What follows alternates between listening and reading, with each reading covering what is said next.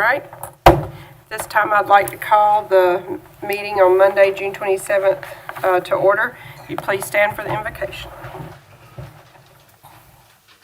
Please join me in prayer. Our most gracious Heavenly Father, we thank you so much for the privilege of meeting here today to do the county's business. We ask that you give us strength, guidance, and wisdom as we make decisions associated with that business.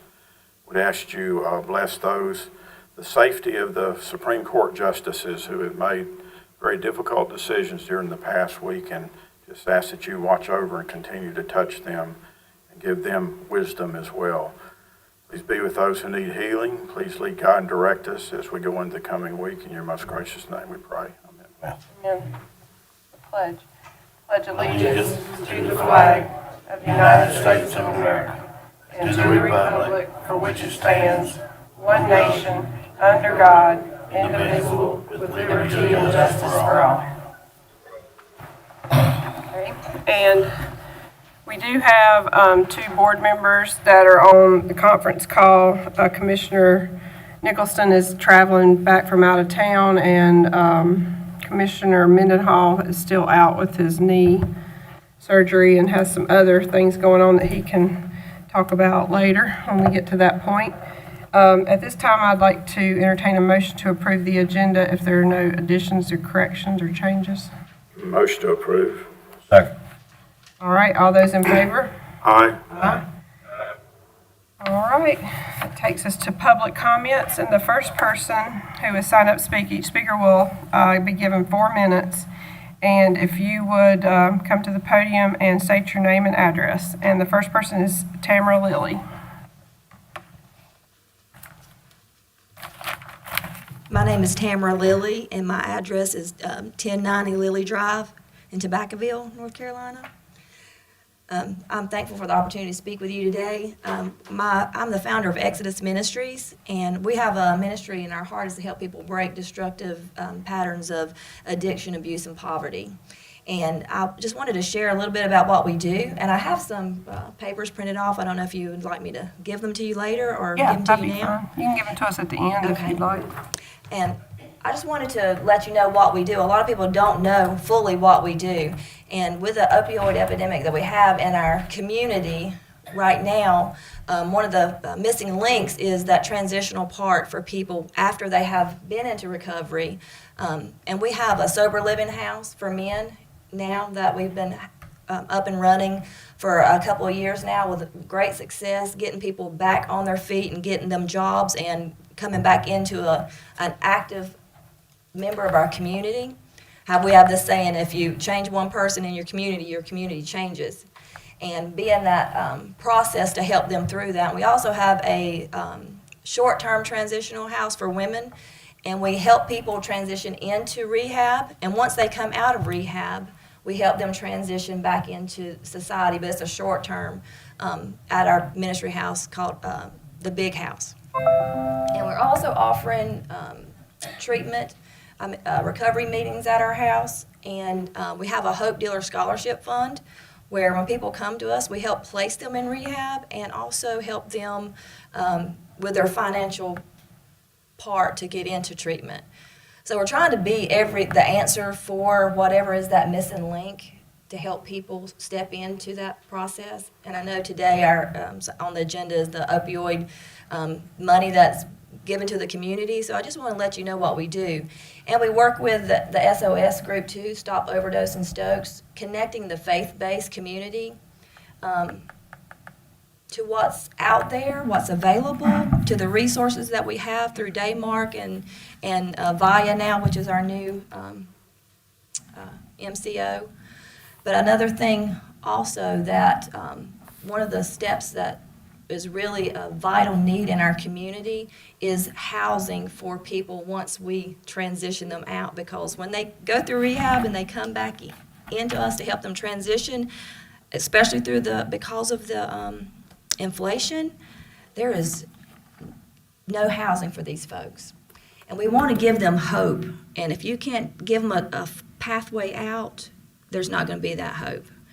And I've also, there's tiny houses, communities, and having a community for these people. If anybody, I don't know if you know much about recovery, but the community that people are built with AA and NA, is one of the reasons that that works is because they have community.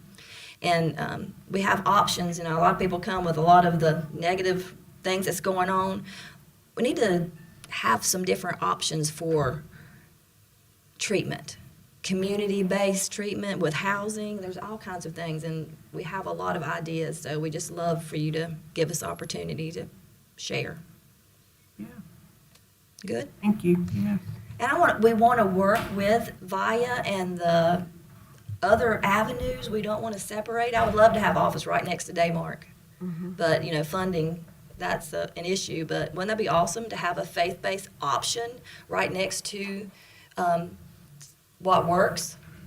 You know, so we can work together hand in hand and not be against each other, but partner and do what we need to do. For sure. Thank you. Thank you. Thank you. All right. Thank you. The next speaker is Dr. Brad Rice. Thank you for your time today. Mr. Mendenhall, can you hear me? I can. Okay, I just came from the Summer Leadership Conference, and several of the superintendents there wanted to wish you well with your surgery, to let you know they're thinking about you. Dr. Gainey in Randolph County specifically wanted to tell you hi. I believe you spent some time on the High School Athletic Association together. I wanted to get this out of the way first because my parents always taught me to do the important things first, so I want to say that.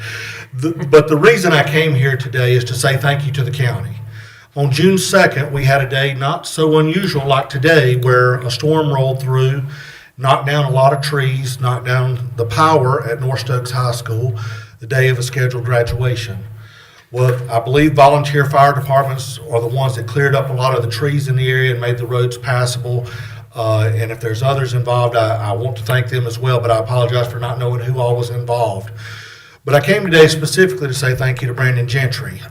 They brought the county's generator to North Stokes, and we had our electrician go and hook it up.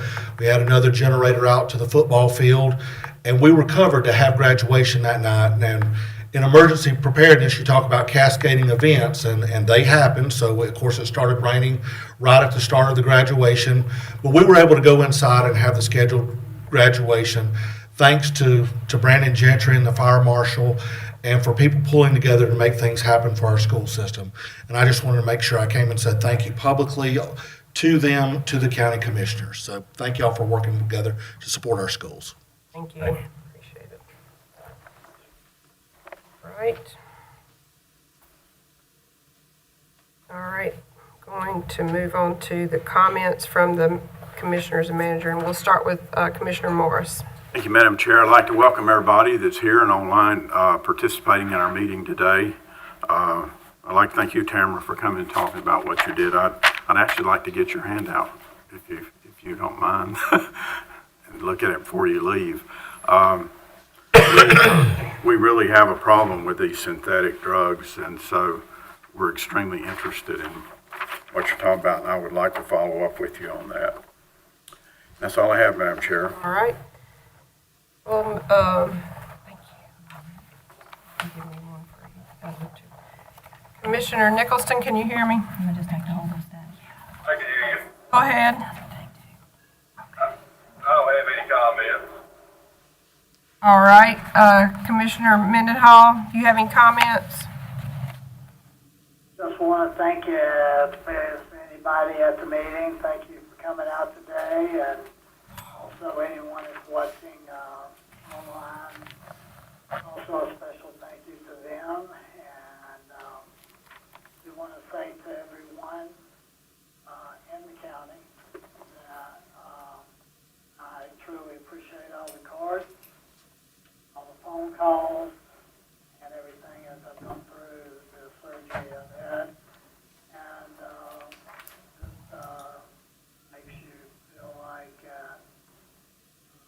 you are still very much appreciated. And I just want to say thank you to everyone in the county for that. And that's all I have, Madam Chair. All right. Vice Chair Barney Castle.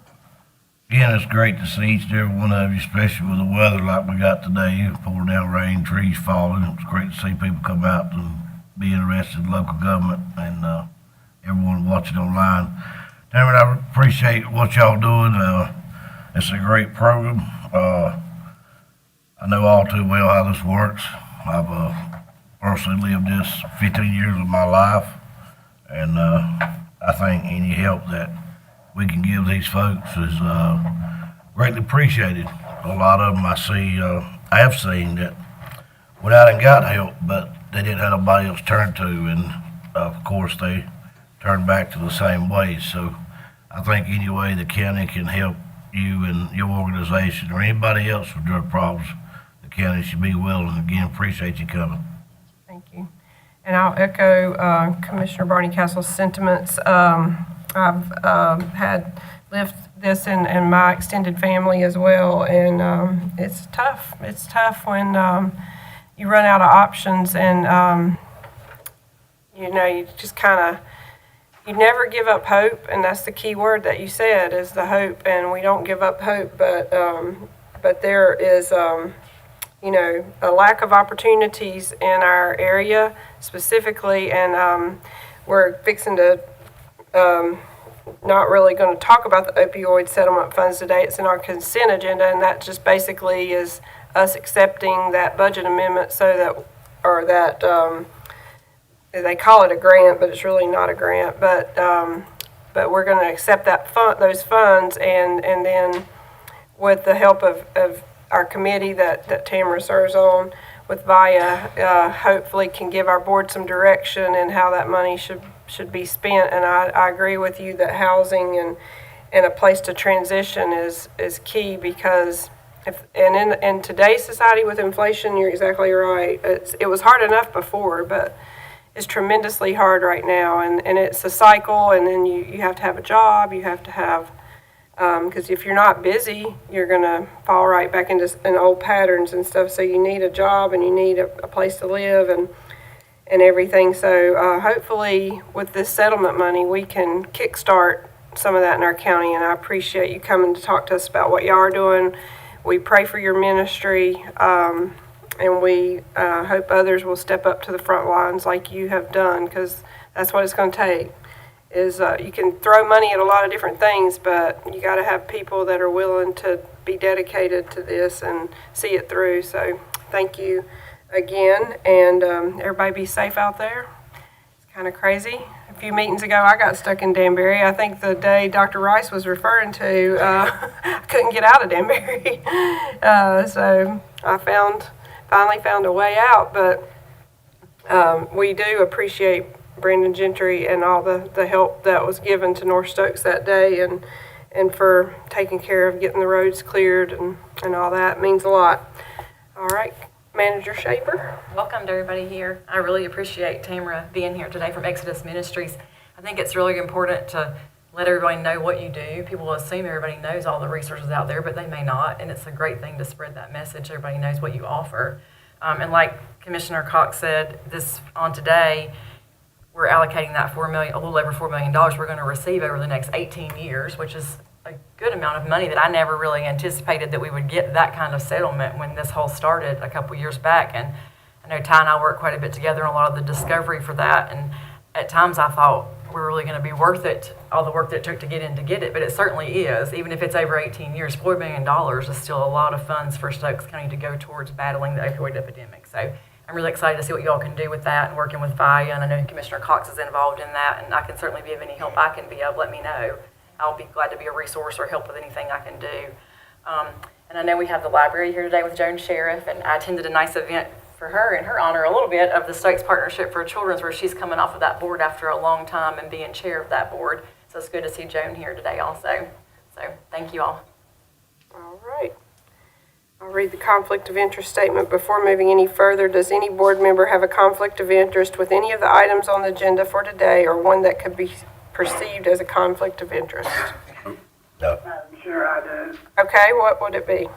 Action item D, which is a contract with, item action B, not D. Okay. Which is the Tech Board of Trustees appointment request. I've been on that board for several years, and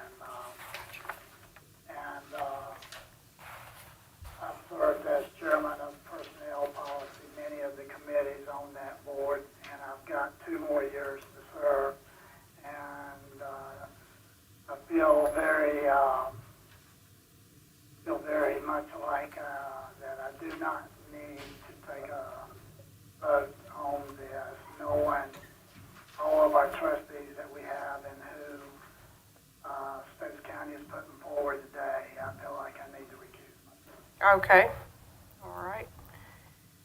There's nobody else.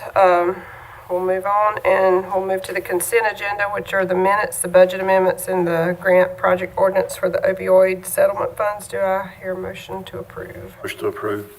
Second. All those in favor? Aye. Aye. Okay. The next item is the information agenda. The first item is the Stokes County's Community Health Assessment. And we have Tammy Martin from the Health Director here to present. Thank you, Tammy. Thank you. Good afternoon. The community health assessment is done every 4 years, and we did get an extension this year because of COVID. So the numbers in there, they're going to be a little bit behind just because everything in public health stopped when COVID came. But the main things would be on the back. The 3 things we're going to focus on the next 4 years are mental health, substance abuse, and chronic disease. And what we have found is, I don't know if it's because of COVID, the isolation, or what, suicides are up in the county. And they're mostly men at this time, and it's mostly firearms involved. And we also, with public health, our meetings, we've trying to tie in the mental health in the county and how some people will self-medicate since there's no options in our county, really. We have Youth Haven, I know, but if you really need to see a psychologist, you have to travel outside of Stokes. And that's the main thing I hope VI Health will help us to get, is more mental health in this county, because it's really needed. And we have seen a lot, even in our clinic. But mainly that's it. If you have any questions, if you looked over it, it's mainly the same thing in our county. Mental health and substance abuse is always the big deals. All right. We'll start down here with Commissioner Morris. Do you have any questions? No real questions. I was surprised that it said that Dollar General had less than 50 employees. I thought we had a $50 general store, so, but that's the only surprise I saw. I thought it was a good report, and I agree with those priorities of, especially those top 2 of being what we really do need to focus on. That's all I have. All right.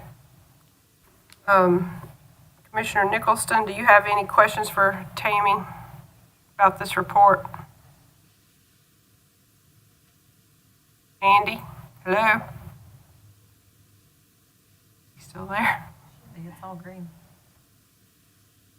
Commissioner Mendenhall, do you have any comments or questions? No, ma'am, I have no comment.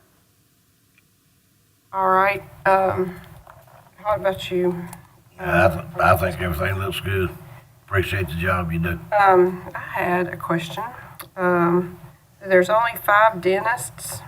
Well, that's 2019. Well, no, that's 2020. 2020. So the 2020 data. I was thinking there's probably at least 5 in King, so I don't know a couple in Walnut Cove. Well, I know one passed away. That was but 2020 data, so yeah, it could be a few more. that's the It's newest. still pretty low for our number of citizens, I think. It is, because Um, we have a few. I just made notes, but I just should have wrote page numbers down. There was one statistic that mentioned firearm fatalities was 19. That doesn't include suicides, does it? That's brought into a different category, or is it? It depends on how your death certificate's worded, Okay, because even under we have an unintentional, and that sometimes can be suicide, but it depends on how we get the death certificate. okay. All right, and I do agree that there's definitely a lack of mental health resources, and I do hope VIA can help us in that regard. And I know there, like one therapist that worked with a lot of people in substance abuse and depression and stuff, died from COVID. And he was, had an office in King and Mount Airy, and we lost him. So, I don't think anybody's picked up his practice yet, but, and COVID, you are right.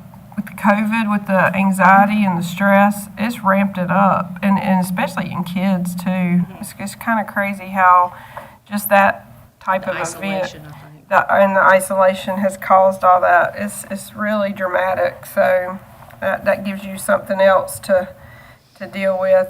As far as how your data was collected through surveys, was it done like online or just different ways to collect it? Mostly in clinic at the time with patients, just Okay. because COVID. You got them there and Yeah. everything. I gotcha. All right. Well, that's about all I have, I think, on that. We can move on. I Madam think. Chair, can you hear me now? Yes, we can hear you now. Okay, all right, thank you. I had no questions on that. I know you was trying to hop it just making it all Okay. back, but if you can hear me. No, I couldn't hear you. Okay, we got you now. Well, I think you're up for the next thing too, so you can move on to that. Yeah, that's just the annual report. Okay. And our clinic numbers are pretty good, even considering COVID. And we've had a little bit of a turnover due to COVID. Both of our providers left. One did get her certification to do mental health, and she went to Daymark in Forsyth County. The other one just left because she was tired of public health. And then we've had 2 nurses leave due to they couldn't do COVID again if it came back. But we do have a provider now, and hopefully the contract gets approved. We'll have the other doctor from Atrium who will help us see Medicare patients, which we can actually bill for, because in the past we've been writing that off if they come in for flu shots or anything. We just do it as a service. But now we can actually bill Medicare when she gets here. And she'll be seeing patients 1 day a week. And I know we mentioned maybe doing the Suboxone if she gets here. Yeah. Which I think may be helpful, considering some that want to travel outside the county. Yeah, that would If be we real could do helpful. that. Other than that, everything's been rolling along. COVID's up, down. It's going to be here forever. Yeah. I think you're probably right. And anybody have any questions about that report? I don't think so. Go ahead. What's your stats on accreditation? Do you have to do any accreditation deals? We're not due till 25 now. They extended it another year. 2025? Yeah, we're good till 25. Okay, The good. last one was in 20. Got it. Any other questions from any board members about the annual report? Okay, guess there are none. Thank you. We Thank you. appreciate this. A Thank lot of work went into this report. We appreciate it. Yep. All right. Now we move on to discussion and the tax office agenda.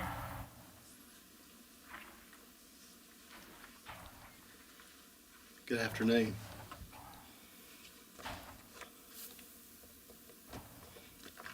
First item, as always, is our monthly tax collection status report. Pleased to announce that we've collected $25,181,421, or 102% of the approved budget for last fiscal year. We're still a month to go, so that's good. Moving on right along to the real and personal releases less than $100. We have one account that totals $80.49. In real and personal releases more than $100, we have one account at $619.24. And then the final one is the real and personal refunds more than 100. We have 5 accounts that total $6,408.49. Then I have 4 present use value late applications. And then the final item is the insert that's going to go in the tax bills that mentions about the rescinding of the animal dog tax, the register of deeds, assumed business names that need to be done by December, and then the broadband survey to help the county improve their internet, hopefully.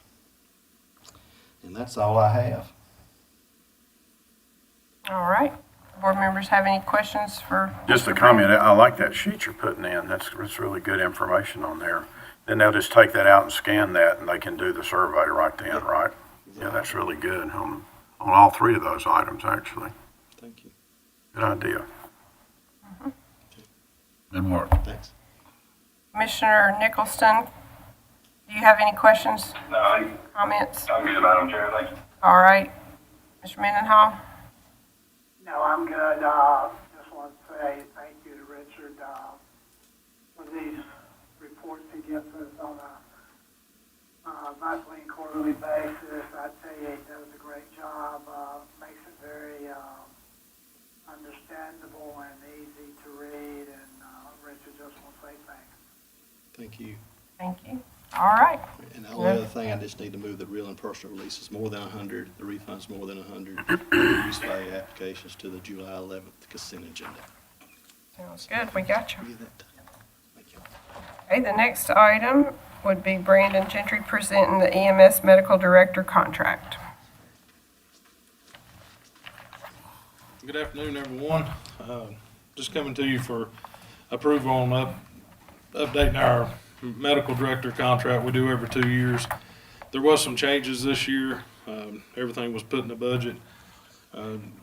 Dr. Nelson's wanting to increase his hours from 13 hours a month to 26 hours a month to be here more in the county doing training. Wants to run some calls with the crews.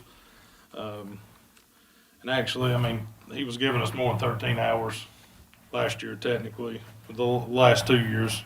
But that's just the number that him and Baptist Hospital or Atrium has agreed to. And the only other thing he would like to add was having access to a county vehicle, one of our spare vehicles, or anything like that, so he can go out to the stations or run calls while he's in the county that day. That was added to the contract. That's really all, and the cost of it did go up from $25,000 to $50,000 for the additional hours that's a 2-year contract. That's really all I have with that. It's something we have to have. We have to have a medical director to operate under his license. Okay. Go ahead. Does he have to have access to some kind of permission for access to the vehicle or? No, I'm usually, like, tomorrow he's coming, he'll be here all day tomorrow, and he may take one of the spare vehicles and say, I'm gonna ride around to the stations. Okay, Since Justin was out on FMLA, he's been actually going around once or twice a week, going to each station, taking the mannequins, doing training, on-shift training, running any calls that okay. he has. I just didn't realize he would require any kind of special permission. I figured he was doing it Well, already. we just wanted to cover, just in case he's driving if something happened, but Oh, he's, okay. he's a contracted employee, kinda. Oh, Not a okay. county employee, but Okay. just want to make sure he was covered. Yeah, I'm good with all the changes in there myself. All right. Okay. Good. Absolutely. All right. Another thing I asked, can we move it to action because it needs to go in effect July 1st? Sure. We're just kind of waiting for the budget process, and I know That's you guys fine. are through that now. Yep, I'm good. Okay. Andy, Ronnie, y'all got any questions for Brandon? I'm good with it. I'm going to move it to action as well. Okay. I am too. All right. Thank you, Well, Brandon. Thank we'll y'all. make it action item. What is it? E. I'm just turning pages. Okay. Action item E. All right. Now we are on to the lab core fee changes, and that's Tammy Martin again.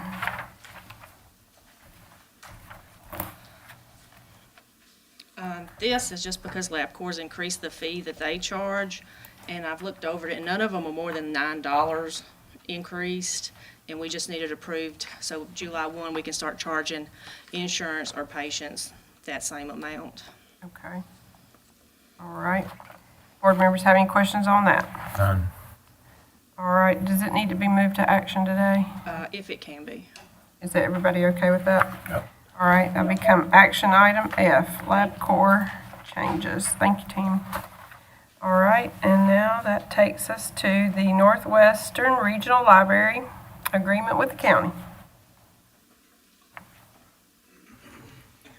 Hello, everybody. It's very nice to be here and to see all of you, too. And it's very wonderful to be able to serve Stokes County along with you. It's a wonderful place. I certainly enjoyed working with Stokes Partnership for many years. Great place. What we're bringing to you today, and I think you have copies of it, is the regional agreement with the Northwestern Regional Library. I don't know if all of you are aware, the Stokes County is one of the 4 counties of the Northwestern Regional Library. It's Allegheny, Surrey, Stokes, and Yadkin counties. The regional system's been around for over 60 years. The reason the regional libraries were set up in the state by state statute is to equalize library services within the state. There are 12 regional library systems in the state, several in our part of the state too. So that's kind of a little bit on the background. This is a contract or an agreement that is up for renewal every 10 years. And again, this is really just maintenance. There are no major changes in this agreement that's being brought to you. Both Surrey County and Yadkin County have approved it. If you have any questions today, I'd be glad to answer them. We did have our library attorney, James Freeman, and I know Mr. Browder has worked with him, I think, in juvenile court over the years, review it. And I believe that Ms. Brown maybe gave you a copy of really the notes that Mr. Freeman, the attorney, made as well, too, if you have any questions about the changes. They're very, most of them are just wording changes to make it flow a little bit better. The one change that was made was in B on the first page. The terms of the membership for the regional board shall be 4 years instead of 6. The regional board decided 6 years was a really long time to serve, so they did in their bylaws want to change it to 4, and then they can have a second term so they can serve up to 8 years. And that was kind of on their request too, and it seems to make sense there. So that is really the biggest. The others are small wording changes, and really nothing that is change the intent in any way. But if you have any questions, I'd be glad to answer them. And if I don't know, we'll check with our attorney. Again, this is done every 10 years, so in 10 years some other people will be doing it. But it is, the one that's expiring now is effective through the end of this month. So again, we'd like you to consider changing it to an action item to F too, if you would consider that. All So right. are there questions or? Yes, go ahead. Anybody have? I don't have any questions. I'm fine with moving it to action as well. Okay, I am as Thank well. you. You got any questions? No, I'm fine. Mr. Mendenhall, do you have any questions? I don't have any questions, Sonia, but I would like to make a comment. Okay. Joan, Yes. Yes. How are you? I hope you have a speedy recovery.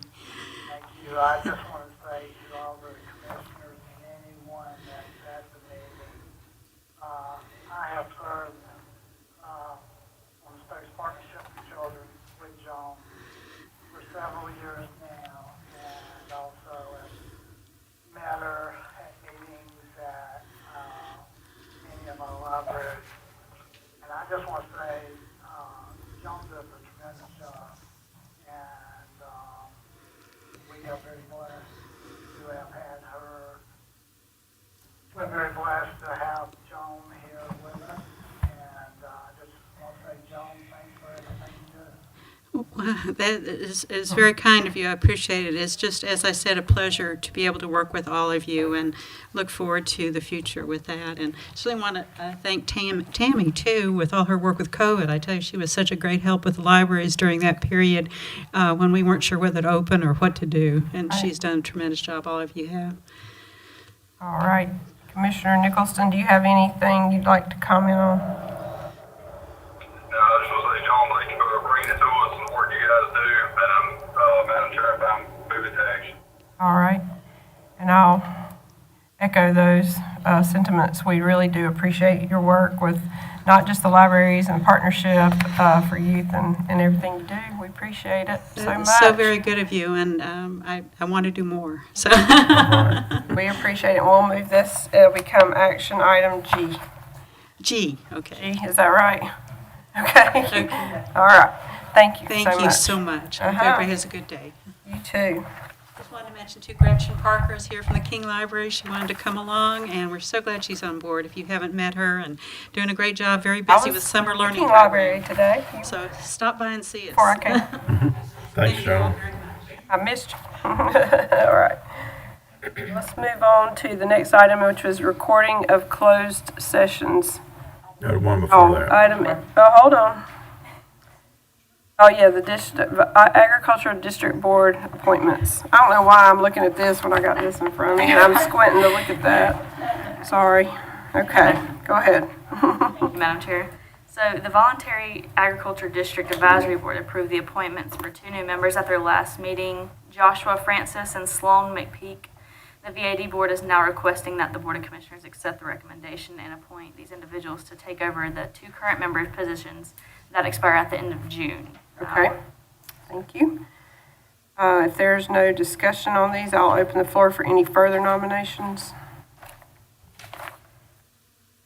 I need a motion to close the floor. Motion to close. Second. All those in favor? Aye. Aye. Okay, all right, we will have, I don't need to poll the board now, right? No. They'll be, Next meeting. okay, be on action at the next meeting. And the next item is the recording of closed session. And I don't know if Ty has any additional information. I think he does. And Amber, you may have just give your information to Ty to share, because I had asked Amber to check with some of the other municipalities and counties to see what they were doing, and I think she sent something out on listserv. Go ahead. Well, I also asked Amber to do that, okay, since that was in existence. I thought the easiest way to get quick response, okay, and we did get about a dozen. okay. Well, share your information with us. I think all of you have the list of responses from the clerk listserv. And none of the counties listed currently record their closed sessions. The last one, the town of Rural Hall, stated that they have started audio recording closed sessions. The only one that responded that they did is the audio recordings from town Rural Hall, and that's probably been recent. Yeah, we have started. It implies it was recently. They've had quite I a thought it was interesting. mess. Davidson County, they have no plans to do so in the future. And they recall that in the past, they got opinion from the school of government that it might not be a good idea. No explanation on that. So I will say that the statute requires minutes of any action taken in closed session. And if there's no action taken, just a general account to let the public know, what was discussed, the topic of discussion in closed session. So there is no requirement for a, verbatim transcript of that. So it would be up to the board whether or not you want to start doing that. Okay. And if you do decide to start doing that, you would also need to decide how long you want to keep that recording. And if at some point in the future you would destroy the recording. Okay. All right. Do board members have any questions or comments about this information, any of this new information? I'll start. I think we should do it. I suspect Rural Hall had an issue that they may have decided they should have been doing it and decided to do it. I don't see any downside to doing it. I'd like to do both audio and video. It will give us an exact record of what happened in closed session, and we've had issues before where that was disputed. It served as a good reference document. I personally do not think that minutes released from closed sessions are of any value whatsoever. They're supposed to be, or maybe a little bit of value, but they're supposed to be released so the at the appropriate time so the public can understand what went on in closed session. But especially when you're doing summary minutes, to me, I don't think they meet that intent of what the public really should have and should have access to. So I really don't see any downside at all of doing it, and I see a lot of pluses for doing it. So, and if the school of government thinks it's a bad idea, I mean, I would listen to what they had to say, but I'd like to hear their justification for why they think it's not a good idea. I'd actually like to debate them on that. So, that's all I have, Madam Chair. Okay. Do we have an opinion from the school of government on this? Not specifically, I emailed back. You hadn't heard back from them? Okay, Andy, can you hear me? I can hear you. Okay. I didn't really hear much of what Ty said.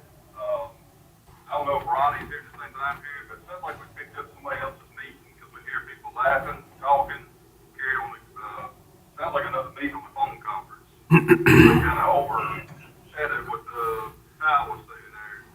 Okay. And, Commissioner, Madam Chairman, I am hearing the same thing. In fact, I just sent a text to Shannon that I'm getting feedback coming through my phone from another group. I don't know who it is, but,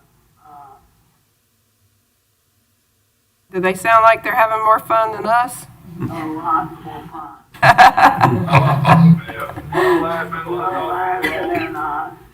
And it's really hard to pick up what our group is saying because we're hearing them.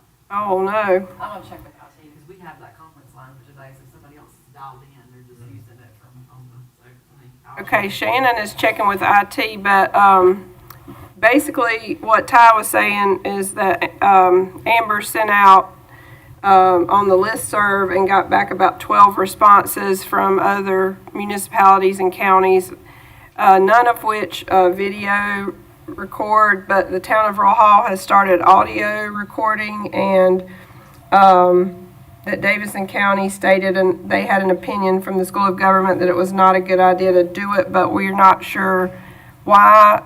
And Amber is got an email into the School of Government to try to get some clarification on that. I will say that the School of Government put out a blog post regarding this specifically that I can share with the commissioners, but it did say that the audio or visual recording could be destroyed after the minutes were approved. So, I mean, technically, we could include a lot more specific details and information in the closed session minutes if we wanted to, and I could use that audio or visual recording if we chose to do that to make those minutes. And then and that's an option. And then we can destroy it after the minutes are approved if the commissioners are satisfied with what's included in those minutes. Yeah, that might be an option. Do Commissioners Nicholson or Commissioner Mendenhall have any comments? I'd just be interested if the School of Government said about this from here on out. I think really what the whole point of all this right here was not being able to slice and cut from the public to make things seem like they're really not. But, I was watching Tucker Carlson a few weeks ago, and I think MSNBC had done a video where they just kind of spliced and put things together to make it appear something that it wasn't, just to fit their agenda so they could do it. I don't know if we hold anybody else or need them to do the same. So. Okay. Gotcha. All right, Commissioner Barney-Castle, do you have anything? I'm kind of like in agreement with Mr. Morris. I mean, I'd like to know the School of Government, what the reason is behind it, why you can't do it. But there again, I don't want the public to think that we're trying to hide something from them or keep something from them. So I'd like to know what their answer is back on this. Well, I think it's like, to play devil's advocate a little bit, I think what the flip side of that would be if I was an employee, say if I'm a director or any employee, and I thought that something that I was being like, I guess, reprimanded for or anything like that that would come before the board that was personnel, I would be really concerned that my personal business was being discussed in closed session and it was recorded and it was floating out there somewhere, and I didn't know who for sure had access to that or how that could get, so therefore, I don't know if you're going to have as much open and honest conversation during closed session if you're not sure how that's going to be protected. We've obviously seen we can't protect the other meetings, the general recording of any other meeting. We can't protect the integrity of that. So how do we know we can these recordings? And who would have access to them? Because only the people in closed session should have access unless this board agrees to release it for some reason, I guess. That's a good point, and of course, with personnel records that may be discussed in closed session, those are never made public. So if you've got a video and audio that's in existence, there's always a chance that somebody would try to, if it went to court, somebody would subpoena that, and there's a risk of disclosure if that's in existence. That may be why the school of government don't recommend it. And it could really hurt another person if they went to apply for a job and this happened to come up where they could see it. Possible. I mean, anything's possible, but it's also possible to protect videos. I mean, people do it every day. You can secure video or any other kind of information. There's methods of doing that where the risk is like zero that it will be released. I think the audio and visual recordings is just like the minutes would be, as far as if it still frustrates the closed session, then we would not release it. It would still be sealed until the board took action to unseal it, like you do the minutes. Be the same rule, irrespective of whether it's written or audio or video. Yeah, and if we did detailed minutes in closed session, the court could also subpoena those, right? And I mean, That's always possible. we really should be doing detailed minutes that are just as good as a video if we're not going to do a video, in my opinion. Would it be okay with the board to have this on again at the next meeting? By that time, we could have some more information from the School of Government before we make a final. I mean, it's not on action today anyway, so, Good with that. okay. Make it some more responsive. Okay, well, we'll keep digging on this. I don't think anybody's ready to make a, Not a rush to get it done. okay, all right. Well, we'll move on from that then. We'll have it on again. The next item is the moratorium of the large-scale solar farms. So, coming up on August the 23rd of this year will be the end of the other extension that you put on the large-scale solar farm moratorium that was first adopted in 2020, August of 2020. You extended that last year because there still was not a state plan of decommissioning adopted. And the planning board, along with planning director David Sutters, have been working on a plan for the county for that, but until a decommissioning plan is adopted by the state, his recommendation at this point is to extend that moratorium again. If we were gonna do something different besides extend it, like work towards adopting something, he'd need to be working on that now and getting that advertised in the paper and on the meeting coming up to meet the timeline of when this expires on August 23rd.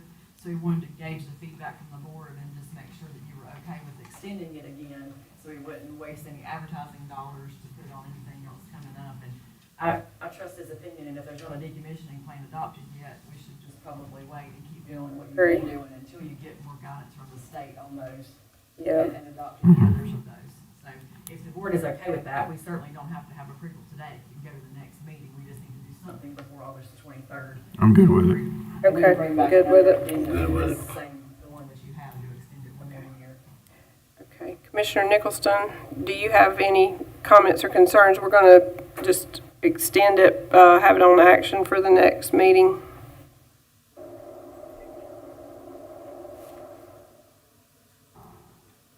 Can you hear us, Andy? Yeah, Are you okay with that? yeah, I'm fine, staying here. Okay. Okay, Commissioner, Minute off. no. Sorry, I had to do that.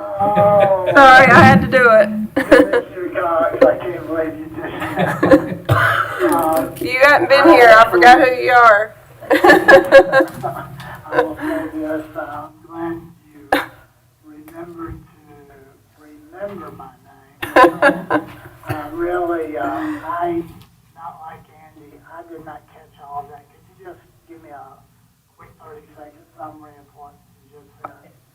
Just that we're gonna extend the solar farm moratorium that you all passed back originally in August of 2020.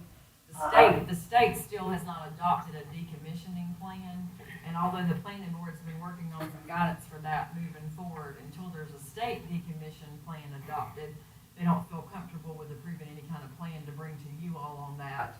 So David is asking if we would be comfortable with extending this moratorium another year. And I've got copies, if you all want copies of what you've already done in the past 2 years, and I can send you one of those also, Commissioner Mendenhall.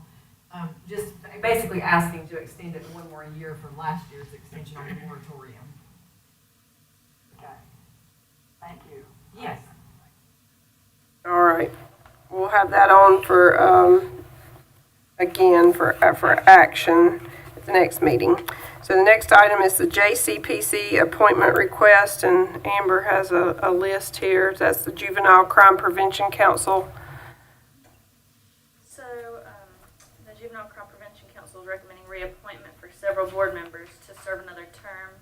Jordan Boyette, the Chief of Police, Stacy Elms, Director of DSS, Joe Rick, a Board of County Commissioner appointee, Terry Fowler, Substance Abuse Professional, Tamara Vi, United Way or Nonprofit Representative, and Zach Barth, a Board of County Commissioner appointee. Okay. We've got this slate of reappointees. They're all on there currently. I'll open the floor for any further nominations. Motion to close. Close nomination. All right, thank you. Second. Second. All those in favor? Aye. All right. We'll have this on action at the next meeting. Thank you. The next item is the Planning Board appointment request. Two positions on the planning board need to be filled. Ms. Shannon Taylor Stanley is requesting to fill Mr. Gary Simmons' position for the Quaker Gap Township position. Mr. Simmons is going off the board due to health issues, and Mr. Mark Sizemore is requesting appointment to fill the vacancy for the Beaver Island position. Okay. Are there any questions about either one of these nominations? Or, I do have a question, Madam Chair. all right. Can you hear me? Yes, I can. Just want to make sure, and saw where Mark even included this in his application. With Mark taking care of this line of work, is that going, and I think he even mentioned in this application, is that going to be any type of conflict being on the planning board and surveying land and different things of that nature? Well, the only thing that I can think of is, it could possibly mean more surveying business for him, depending on how the planning board acts in any given matter.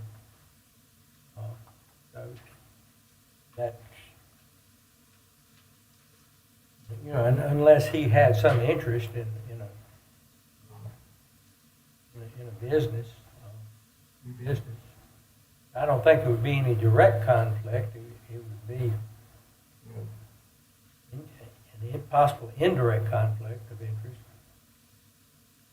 Well, and one of the reasons I ask is we recently had some land surveyed, and we had Mark survey our land. And of course, with me being a county commissioner, I just want to make sure that there's not a conflict, possibly something he would have an interest in, or maybe somebody that is on the board or anything. I just want to make sure that we don't get ourselves caught in some type of conflict. Right. Like say, I had a recent survey done of a property, and I got Mark to do mine, and I just want to make sure we're okay as far as conflict. I think the chances of a conflict would be small. Of course, if there ever was a potential conflict or something, some circumstance that could be perceived as a potential conflict, he could always recuse himself in any given situation. Well, if you feel comfortable that he's, if you feel comfortable there's no conflict, and like say, if something came up to where, I would hope, if something came up where there might be perceived by anyone in the county as a conflict, I think it would be good if Mark contacted you, or you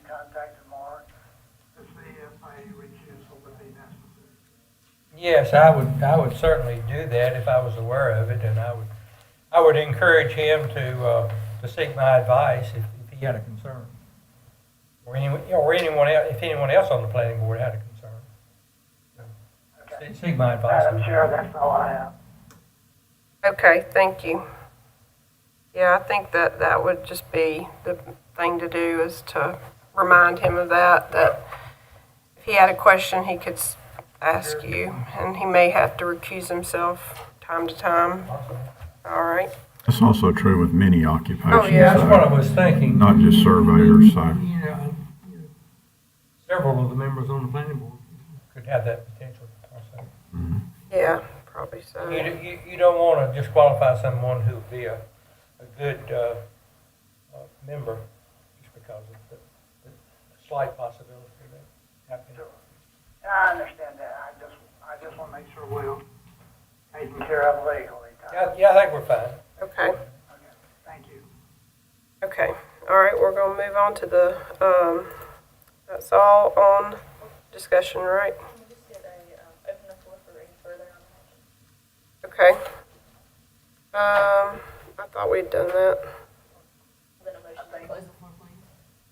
Yeah, I made the motion to close it. Second. All right, all those in favor? Aye. Aye. Okay. Sorry, we got distracted there for a minute. Okay. Okay.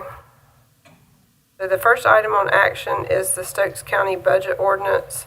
I feel like we've done some good work on this, and I appreciate you, Lisa, and your department and all the hard work that was done on this. I think there's been some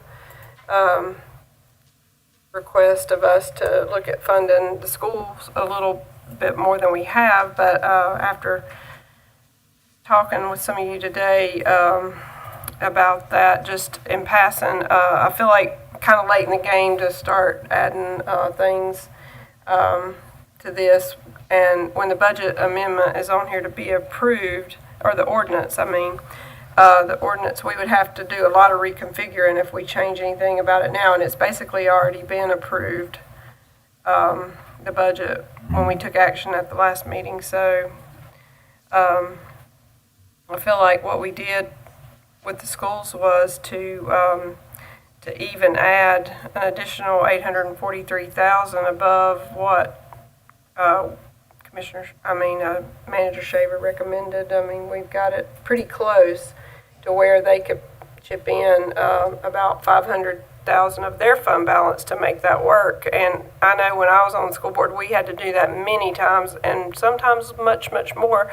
Matter of fact, we had to use every penny of our fund balance to balance it at times to keep from cutting people and keep cutting jobs. And I would hate for them to resort to that when they have a fund balance of over $2 million to draw from, 2.2. But that's their concern, and they've got to decide that. So that being said, is there any other discussion on the budget? And I'll entertain a motion to approve. Make a motion that we approve the, I'm sorry. That's okay. Madam Chair, I just got one comment on it. Okay.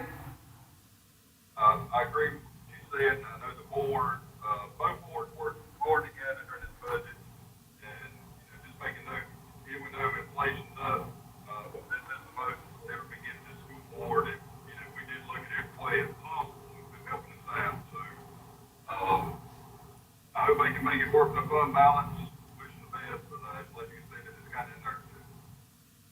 All right. So there's a motion on the floor by Commissioner Mendenhall to approve. Do I have a second? Second. All those in favor? Aye. All right. Next item is the FTCC Board of Trustees appointment request, which Mr. Mendenhall has recused himself. Do I have a motion? Motion to approve. Second. All those in favor? Aye. Aye. And the next item is the Board of Health appointment. Let me poll the board on the FTCC, which is Watts. Watts. Watts. Okay. Sorry. If If I followed my notes, we wouldn't be in this predicament. Okay.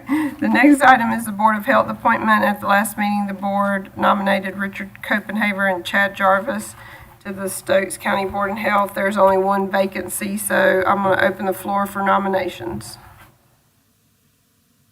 So you can nominate one of those two. Both of these individuals are nominated, so if we can just close the floor for nominations, and then when you poll the board, just. Okay. All right, I'm closing, floor for nominations. Motion to close. Motion closed. Second. All those in favor? Aye. Aye. Okay. I'll start down here with Commissioner Morris. I would do Jarvis. Okay. Also have a comment along with that. The other gentleman, Mr. Copenhaver, has I noticed a good technical background in his resume. So I know Buster Robinson, I think, serves on that board in the engineer position. So when his term's up, we may consider this gentleman if he's interested for that position, which would kind of get close to having an engineer in there. I don't think Buster's an engineer, but he's doing a good job on the boards. Okay. Right. Okay. Commissioner Nicholson? Jarvis. Okay. Commissioner Mendenhall? Jarvis. All right. Jarvis. Jarvis. Okay. That's all we need to do on that. Okay, all right. Okay. The next item is the Health Department contract with Wake Forest Baptist Health. Do I have a motion to approve? Motion to approve. Second. All those in favor? Aye. Aye. All right. The next item is the EMS Medical Director's contract. Do I have a motion to approve? Motion to approve. Second. All those in favor? Aye. Aye. The item F is the LabCorp fees. Motion to approve. Motion. Motion. Second. All those in favor? Aye. Okay. And item G is the Northwestern Regional Library Agreement. Motion to approve. All those in favor? Aye. All right, now I need a motion to go into closed, and Amber will read the rationale. To consult with an attorney employed or retained by the public body in order to preserve the attorney-client privilege between the attorney and the public body, which privilege is hereby acknowledged pursuant to General Statute 143-318.11A3, and to consider and take action with respect to the position to be taken by the county in negotiating the price or other material terms of an agreement for the acquisition or lease of real property pursuant to General Statute 143-318.11A5. All right? Motion to go in close. Second. All those in favor? Aye. Aye. All right, do we need a couple of minutes? We'll recess break.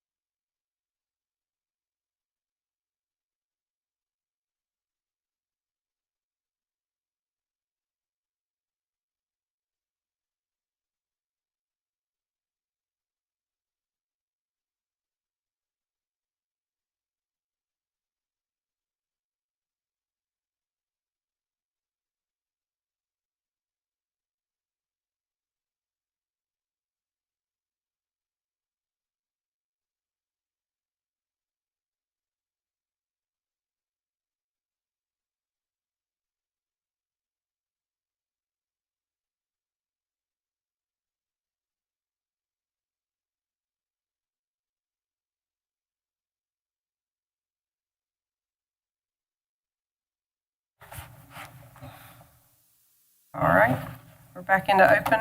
Do I have a motion to adjourn? Second. A lot of them.